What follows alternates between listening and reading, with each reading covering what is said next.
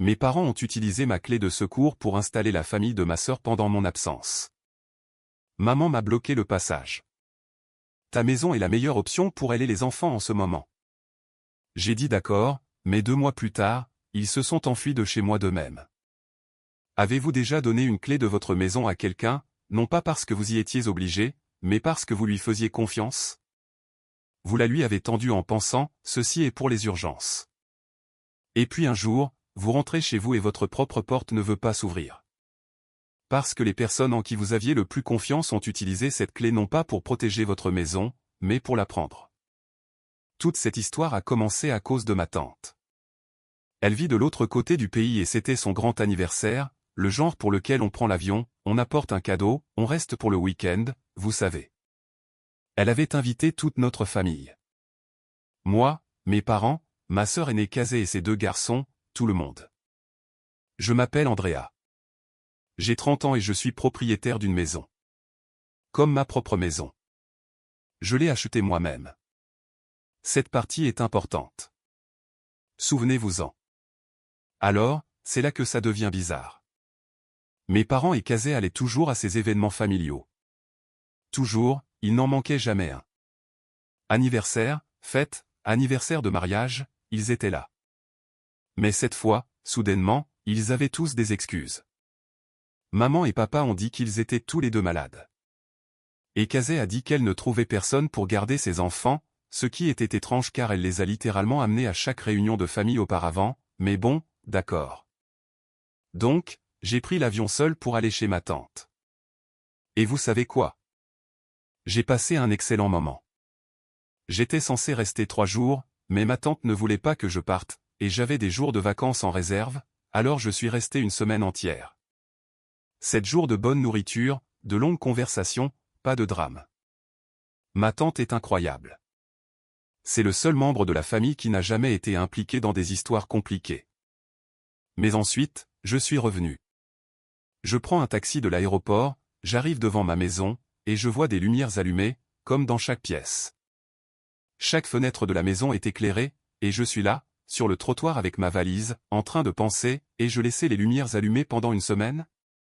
Non, je ne l'ai certainement pas fait. Je m'approche de la porte d'entrée, j'insère ma clé, et la serrure ne tourne pas parce que quelqu'un a verrouillé de l'intérieur. Ma propre porte, ma propre maison, me bloquant l'accès. Alors, je commence à frapper, et je frappe pendant une bonne minute avant que la porte ne s'ouvre. Et c'est ma mère qui se tient là dans l'embrasure de la porte, sans s'écarter, sans me laisser entrer, barrant simplement le passage. Et derrière elle, je peux voir mon père et Kazé dans mon salon. Maman me regarde et me lance, « Qu'est-ce que tu fais ici, Andrea ?» Je réponds, « Qu'est-ce que je fais ici? J'habite ici. C'est ma maison. » Puis papa s'approche de la porte et dit, « Kazé a été expulsé de son appartement. Elle n'a nulle part où aller. Ta maison est la meilleure option pour elle et les enfants en ce moment. » Et là, j'ai juste explosé. J'ai commencé à crier. J'étais du genre, « Êtes-vous tous devenus fous? C'est ma maison. Vous ne pouvez pas simplement y faire emménager quelqu'un pendant que je suis parti. » Et puis Kazé arrive derrière eux et dit, « Peux-tu s'il te plaît arrêter de crier? Je viens de mettre les garçons au lit. Dans ta chambre. Dans ma chambre.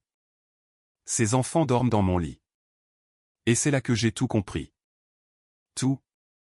Le voyage d'anniversaire. Les excuses comme quoi ils étaient malades et l'histoire de l'absence de babysitter. Ils avaient planifié cela. Tous les 3. Ils savaient que je serais parti pour au moins 3 jours. Ils ont utilisé le double des clés que j'avais laissées à mes parents pour les urgences. Les urgences. Pas ça. Et ils ont installé Kazé et ses enfants dans ma maison pendant que j'étais à l'autre bout du pays à la fête de ma tante. C'est pour ça qu'ils n'y sont pas allés. Ils avaient besoin de temps pour s'installer. Je suis resté là, sur mon propre porche, essayant juste de respirer. Puis j'ai baissé la voix parce que les enfants dormaient vraiment et j'ai dit à ma mère, « Laisse-moi entrer. C'est ma maison. Laisse-moi entrer. » Et elle répond, « Je te laisserai entrer si tu acceptes que Kazé et les enfants restent. » Combien de temps? Pas longtemps. 3, 4 mois au maximum. Je n'avais pas le choix. Qu'est-ce que j'allais faire? Appeler la police contre ma propre famille à 11 heures du soir avec 2 jeunes enfants endormis à l'intérieur. Alors, j'ai dit, d'accord. Et ils se sont écartés. Maman m'a serré dans ses bras, m'a vraiment serré dans ses bras et a dit, tu fais ce qu'il faut, ma chérie. Et puis Kazé, qui d'ailleurs se promenait déjà dans mon pyjama, me regarde et me lance, je savais que tu ne serais pas capable de me mettre à la porte. Je juste. Ouais. Nous nous sommes assis pour dîner, ma nourriture, ma cuisine, ma table, et Kazé dit qu'elle a besoin que je signe un contrat de location avec elle pour qu'elle puisse le montrer à des employeurs potentiels comme preuve qu'elle a un logement stable. J'ai dit que j'avais besoin d'y réfléchir. Puis je suis monté, je suis passé devant ma propre chambre où les enfants de quelqu'un d'autre dormaient dans mon lit, devant la salle de bain où les affaires de Kazé étaient déjà étalées sur tout le comptoir. Et je suis entré dans la plus petite chambre d'amis au 2e étage, j'ai fermé la porte et je me suis assise sur le bord du petit lit simple. C'était ma chambre maintenant dans ma propre maison.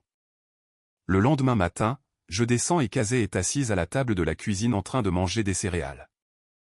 Mes céréales. Et elle me dit nonchalamment qu'elle a déjà inscrit ses 2 garçons à l'école maternelle la plus proche. A utilisé mon adresse comme leur résidence permanente.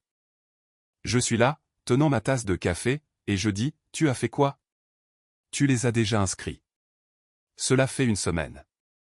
Elle a juste haussé les épaules comme si de rien n'était. C'est à ce moment-là que j'ai compris que j'avais besoin d'un avocat rapidement parce que toute cette situation ressemblait à un piège qui se resserrait chaque jour. Alors, j'ai trouvé un avocat, je me suis assise dans son bureau, et je lui ai tout raconté. Ma sœur emménageant pendant mon absence, les enfants, le double des clés, tout. Et puis je lui ai dit que Kazé voulait que je signe un contrat de location avec elle pour qu'elle puisse montrer aux employeurs qu'elle avait un logement stable. Il m'a arrêté net.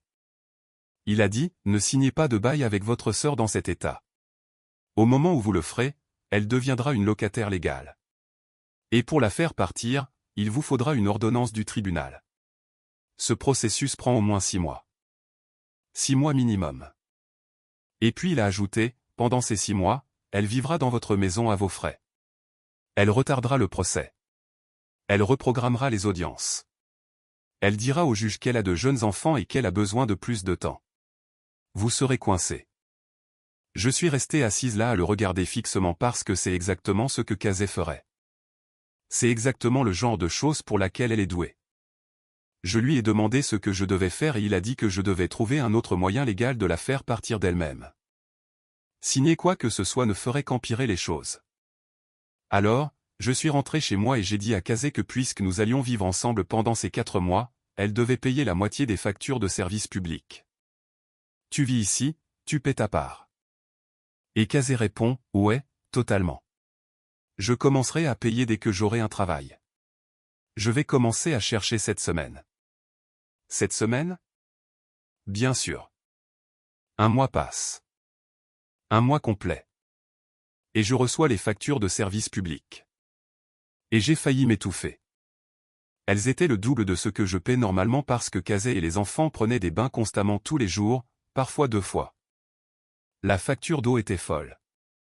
Ils laissaient les lumières allumées dans chaque pièce, même les pièces où personne n'était. Et Kazé, celle-là m'a tué. Kazé n'arrêtait pas de me dire de monter le thermostat au maximum parce que ses enfants avaient froid. Il ne faisait même pas si froid. Mais chaque fois que je le réglais à la normale, elle le remontait et disait que les garçons avaient froid. Alors je vais voir Kazé avec les factures. Je lui dis, ok, voici ta moitié. Tu as dit que tu paierais. Je n'ai pas l'argent pour ça. Tu as dit que tu paierais ta part. J'ai dit quand j'aurai un travail. Je n'ai pas encore de travail. J'ai appelé mes parents, je leur ai dit que Kazé vivait chez moi depuis 1 mois gratuitement, faisant grimper mes factures, et que maintenant elle ne voulait pas payer 1 centime.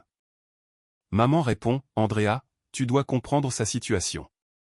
Elle traverse une période difficile. Tu devrais aider ta sœur, pas lui demander de l'argent. Papa l'a soutenue. Bien sûr, il l'a fait. Ils la soutiennent toujours. Alors, j'ai laissé tomber. Je me suis dit, ok, d'accord.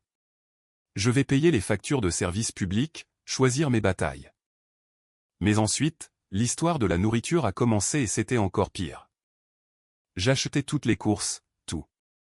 Parce que Kazé n'avait pas d'argent et apparemment aucune intention d'en dépenser. Et au début, à son crédit, elle préparait le dîner pour tout le monde. Moi, elle, les garçons. Ce n'était pas mal pendant environ un mois. Nous mangions ensemble. Cela semblait presque normal. Et puis elle a simplement arrêté. Un jour, elle me dit, « Je suis fatiguée de cuisiner. Je suis épuisée. Je ne peux pas continuer à faire ça tous les jours. Alors maintenant, je rentre du travail, je cuisine pour 4 personnes, je nettoie, je vais me coucher, et je recommence. » Et puis cette partie m'a donné envie de hurler. Je rentrais à la maison le lendemain, et toute la nourriture avait disparu. Le frigo vide, même pas de reste. C'est arrivé 3 ou 4 fois avant que je dise enfin quelque chose. J'ai dit à Kazé qu'elle devait commencer à acheter des provisions aussi, et qu'elle devait cuisiner parfois. Ce n'était pas une demande. J'en avais fini d'être gentille. Elle m'a juste regardé et a dit non. Carrément. Pas d'explication, pas d'excuse, juste non. Un autre mois s'est écoulé. 2 mois au total maintenant. Kazé n'avait toujours pas de travail. Elle restait allongée sur le canapé toute la journée à faire défiler son téléphone pendant que les garçons étaient à la maternelle.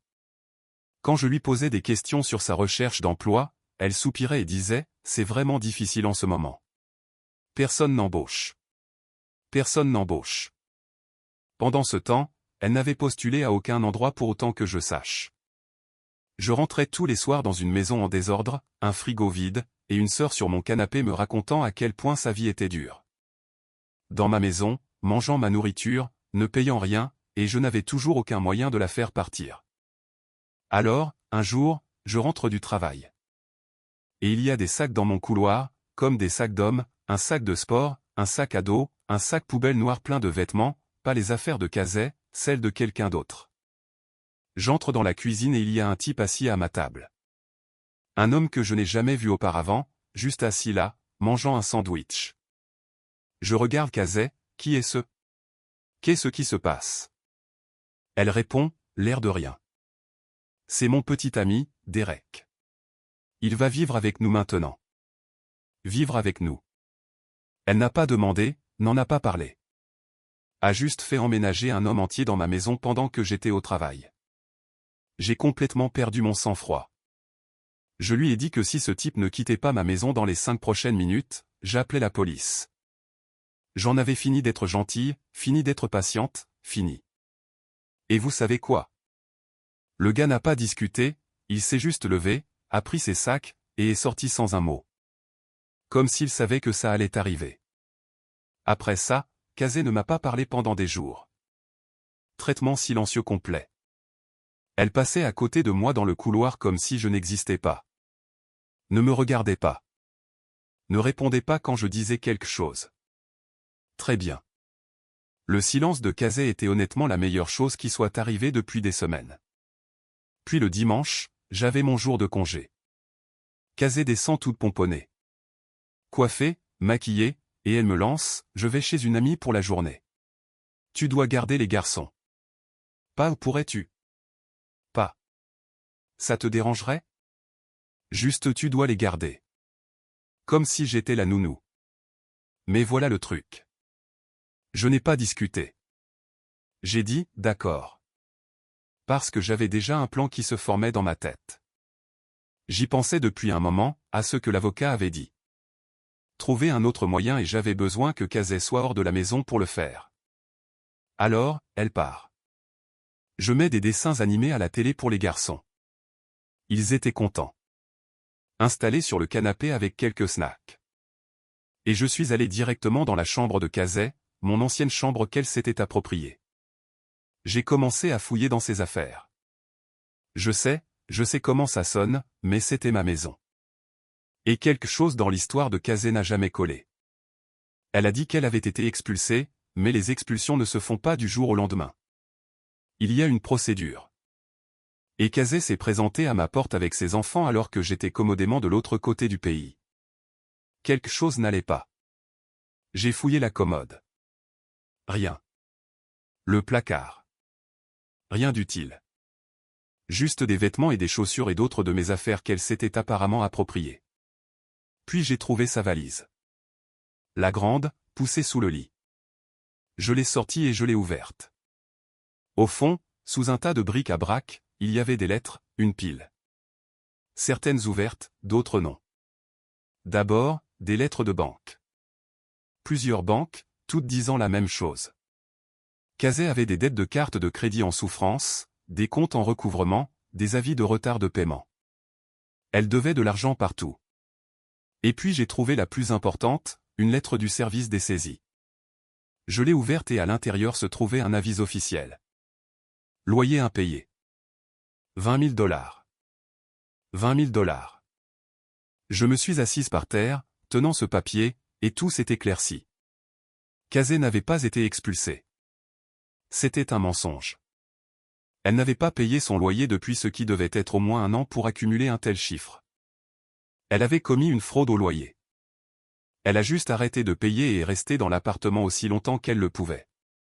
Et quand ça l'a finalement rattrapée, quand le propriétaire a finalement engagé une action en justice, elle n'y a pas fait face. Elle a disparu. Elle s'est enfuie. Et où s'est-elle enfuie? Chez moi. Ce n'était pas une pauvre mère célibataire qui s'était fait expulser. Elle se cachait. Des créanciers, du propriétaire, d'une dette de 20 000 $, utilisant mon adresse, ma maison, mon tout comme son bouclier. J'ai aussi compris comment elle s'en était sortie si longtemps. Elle jouait la carte de la pitié. Mère célibataire, 2 enfants. Chaque fois que le propriétaire insistait, elle pleurait probablement et disait qu'elle avait besoin de plus de temps, en montrant les garçons. C'est Kazé. C'est ce qu'elle fait. Et puis j'ai pensé à ce que cela signifiait pour moi. Avec ce genre de dette et ce genre d'antécédents de crédit, Kazé ne pourrait plus jamais louer un logement par ses propres moyens. Aucun propriétaire ne voudrait d'elle. Elle ne pourrait probablement pas non plus trouver un emploi décent car certains employeurs vérifient ces choses. Elle prévoyait de rester pour toujours. J'allais être coincé avec elle et les garçons et son désordre jusqu'à ce que je perde la tête ou ma maison, ou les deux. J'ai sorti mon téléphone et j'ai photographié chaque lettre, chaque page, chaque numéro, chaque date, recto et verso. Puis j'ai tout remis exactement comme je l'avais trouvé. J'ai fermé la valise, je l'ai glissée sous le lit, je suis retourné en bas, je me suis assise sur le canapé à côté des garçons, et j'ai regardé des dessins animés avec eux. Et j'ai commencé à planifier. Le lendemain matin, je suis allé au travail comme d'habitude. Je n'ai rien dit à Kazé. Je n'ai pas agi différemment. Juste café, chaussures, sorti de la porte. Mais pendant ma pause déjeuner, je suis sorti, je me suis assise dans ma voiture et j'ai appelé la société de recouvrement de créances, celle des lettres. Je leur ai donné mon adresse, je leur ai dit exactement où trouver Kazé. Et puis j'ai attendu. Environ 2 heures plus tard, je suis à mon bureau et j'ouvre l'application de la caméra de sécurité sur mon téléphone.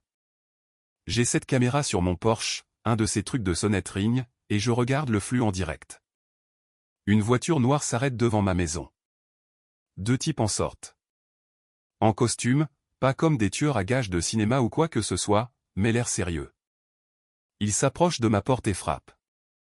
Kazé ouvre la porte. Je peux voir son visage sur la caméra. Elle est confuse au début. Puis l'un d'eux lui tend quelque chose, un avis officiel, un document juridique sur la dette, sur le loyer impayé, sur tout ce qu'elle fuyait. J'ai vu son visage changer. Même sur le petit écran du téléphone, je pouvais le voir. Elle est passée de confuse à autre chose. Pas effrayée exactement, plutôt acculée. J'ai continué à vérifier la caméra par intermittence pendant les 2 heures suivantes et puis voilà. Kazé sortant par la porte d'entrée rapidement, traînant 2 valises, une dans chaque main, les garçons derrière elle, l'un d'eux tenant toujours une brique de jus. Elle a tout chargé dans sa voiture, a claqué le coffre, a mis les enfants sur la banquette arrière, et est partie. Juste comme ça, partie. Quand je suis rentré ce soir-là, la maison était silencieuse. Vraiment, silencieuse. Pas de télé qui braille des dessins animés. Pas d'enfants qui crient. Pas de Kazé sur le canapé. Juste ma maison, comme elle était avant. Il y avait une note sur la table du salon. L'écriture de Kazé disait qu'elle avait des choses importantes à régler et qu'elle devait partir tout de suite.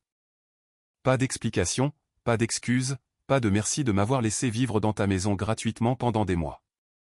Juste je dois y aller. Salut. Je suis resté là à lire cette note et je jure que j'ai senti mes épaules se relâcher pour la première fois depuis des mois. Comme si j'avais porté quelque chose de lourd sans même le savoir jusqu'à ce que ce soit parti. La première chose que j'ai faite a été d'appeler un serrurier. Il est venu le soir même et a changé toutes les serrures de la maison. Porte d'entrée, porte arrière, porte de côté, toute neuve. Personne n'allait plus entrer ici avec une vieille clé. Puis j'ai appelé mes parents. Et j'ai fait l'idiote. Je leur ai demandé l'air de rien. Et, savez-vous où Kazé est allée? Elle a laissé une note disant qu'elle devait partir. Maman est devenue bizarre au téléphone. A hésité. Puis elle a dit que Kazé avait emménagé avec son petit ami. J'ai souri, j'ai dit « Oh, bien. Je suis contente pour elle. » Et j'ai raccroché. Je ne leur ai pas parlé des lettres. Je ne leur ai pas dit que j'avais appelé les agents de recouvrement. Je les ai laissés penser que Kazé était partie d'elle-même. Après cela, j'ai pris mes distances avec mes parents. S'ils appelaient, je faisais court. Oui. Non, je vais bien. Je dois y aller. Je ne leur ai pas donné de nouveau double des clés non plus. L'ancien était inutile maintenant, mais même s'ils demandaient, non, plus jamais. Kazé et moi n'avons pas parlé du tout. Zéro contact. Elle ne m'a pas appelé. Je ne l'ai pas appelée. Et honnêtement, tant mieux. Plusieurs fois, des types se sont présentés à ma porte. Des agents de recouvrement cherchant Kazé. Différent de la première fois. Je leur ai juste dit la vérité. Elle n'habite pas ici. Je ne sais pas où elle est. Ils sont partis. C'était tout. Et voici la chose que je savais qui allait arriver. Kazé faisait face à un procès pour recouvrement de dette avec 20 000 $ de loyer impayé et la dette de carte de crédit. Elle allait être mise sur liste noire en tant que locataire. Aucun propriétaire ne lui louerait, ce qui signifie que où qu'elle soit avec ce petit ami sur le canapé de quelqu'un, ça n'allait pas durer. Et finalement, elle aurait besoin d'argent. Et elle n'allait pas me demander directement. Elle allait envoyer les parents parce que c'est comme ça que ça marche dans cette famille. Et bien sûr, quelques mois plus tard, maman appelle. Andrea, ta sœur a besoin de 20 000 $. C'est une question de vie ou de mort. De vie ou de mort. 20 000 $ pour le loyer qu'elle a choisi de ne pas payer pendant 1 an. J'ai dit, ce n'est pas mon problème. Je l'ai déjà aidée. Elle a vécu dans ma maison gratuitement. Elle a mangé ma nourriture. Elle a utilisé mon eau, mon électricité, mon chauffage. Elle n'a pas payé une seule facture. J'ai fait ma part. Maman a commencé avec la culpabilité. Les trucs habituels. La famille est de la famille. C'est ta sœur. Les enfants. J'ai dit au revoir et j'ai raccroché. Après ça, j'ai arrêté de leur parler aussi. Parents, Kazé, tout ça. Fini. Et maintenant, honnêtement, je ne sais même pas comment va Kazé. Je ne sais pas si elle a trouvé l'argent. Je ne sais pas si elle est toujours avec ce petit ami. Je ne sais pas où les garçons vont à l'école maintenant. Et je me sens mal pour les garçons. Vraiment. Ce sont de jeunes enfants. Rien de tout cela n'est de leur faute. Ils n'ont rien demandé de tout ça. Mais je ne peux pas mettre toute ma vie en péril pour le désordre de Kazé. Je ne peux tout simplement pas. Ma maison est calme maintenant. Mon frigo contient de la nourriture qui est toujours là quand je rentre du travail. Mes factures sont revenues à la normale. Personne ne dort dans mon lit à part moi. Personne ne porte mon pyjama et personne n'a de double des clés. Andrea a fait ce que beaucoup d'entre nous souhaiteraient avoir le courage de faire.